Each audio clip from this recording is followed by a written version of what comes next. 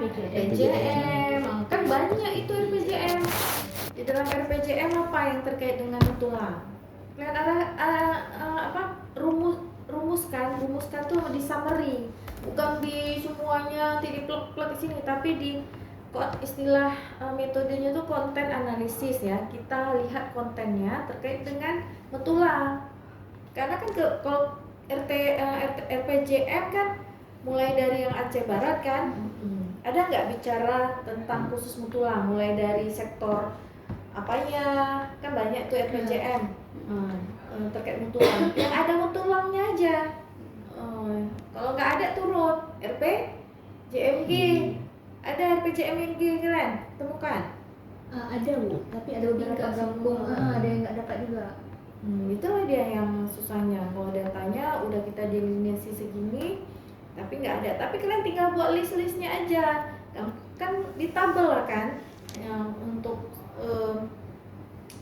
kampung ini apa, kampung ini tidak ada data. Itu kan namanya kita survei. Yang ada data kita tampilkan datanya, nggak ada data ya. Nggak ada data. Jadi kebijakan apa terkait pembangunan? Apakah di Mutulang ini akan di dalam 20 tahun ke depan kembangkan menjadi apa? Ini kebijakan pembangunan ya. Jadi fokus ke pembangunan apa? Pembangunan sumber daya manusianya, pembangunan sumber daya alamnya, pembangunan sumber daya ekonominya. Apa yang ada di RPJM itu, tapi fokus ke Mutulang. Terus kalau yang setelah itu analisis sektoral. Sektoral yang dapat di JDIH ini ada berapa sektor yang dibahas yang terkait di Mutulang nih?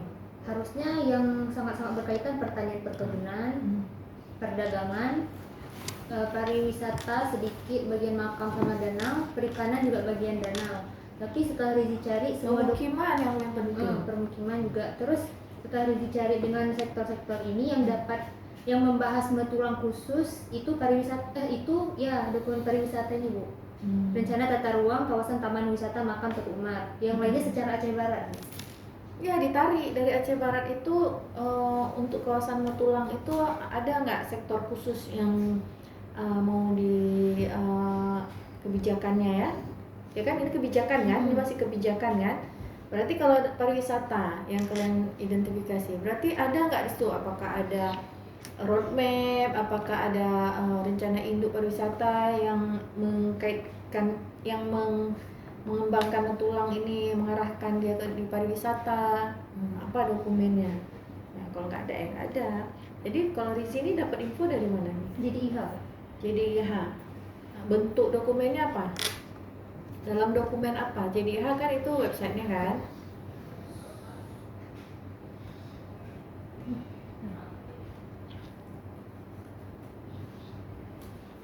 Kanun kan? Jadi ini kanun ya, perbuk. Perbuk, berarti ada perbuk. Dasar hukumnya, jadi ini kan tentang hukum-hukum ini kan, peraturan dan yang lain. Ini tentang RTBL. Itu Bu yang ada cuma. Nah ini kawasan wisata, berarti udah ada RTBL-nya. Ya nggak apa-apa, jadi disebutkan dokumennya apa. Kebijakan ini kan yang sumber datanya kan dokumen kan. Kalau kebijakannya sumber datanya kan dokumen kan, kanun ataupun dokumen perencanaan. Harusnya kalian sebut nih dari sumbernya dulu, datanya apa. Habis itu baru isinya apa. Di judulnya nih Bu, selain dari dokumen ya, dalam narasi kalian.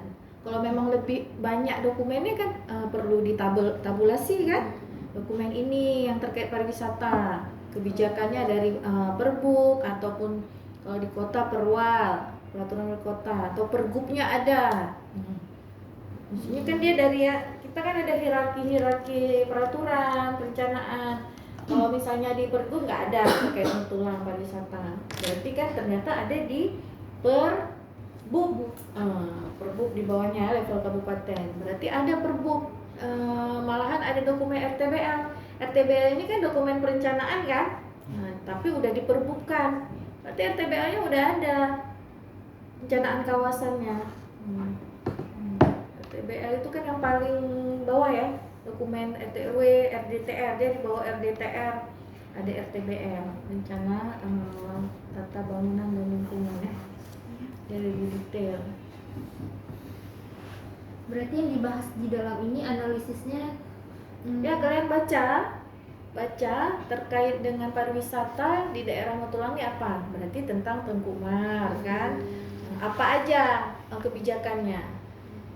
Apa kebijakannya di sini? Isinya apa aja nih? yang ini arahan pengembangan blok kawasannya, rencana peruntukan lahan, rencana intensitas pemanfaatan lahan.